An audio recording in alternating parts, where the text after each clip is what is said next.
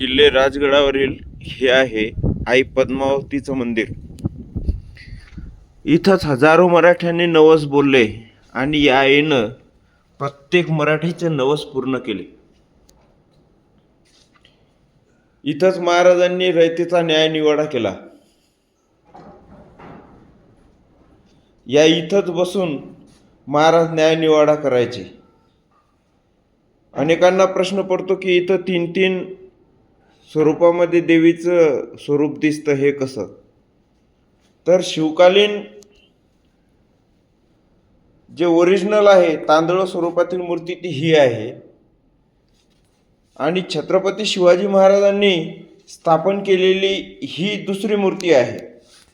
स्वतः महाराजांनी ही मूर्ती या ठिकाणी प्राणप्रतिष्ठा केली होती.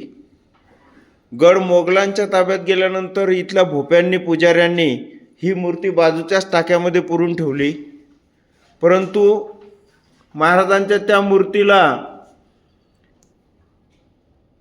इथून अदृश्य स्वरूपामध्ये पाहणं शक्य नव्हतं, म्हणून भोरच्या संस्थानिकांनी ही पद्मावती आईची मूर्ती नवीन बसून घेतली, या ठिकाणी बसवली आणि टाक्यामधून ज्यावेळेस ती मूर्ती बाहेर निघाली उत्खननामध्ये त्यावेळेस ही मूर्ती पुन्हा या मंदिरामध्ये या ठिकाणी आलेली आहे.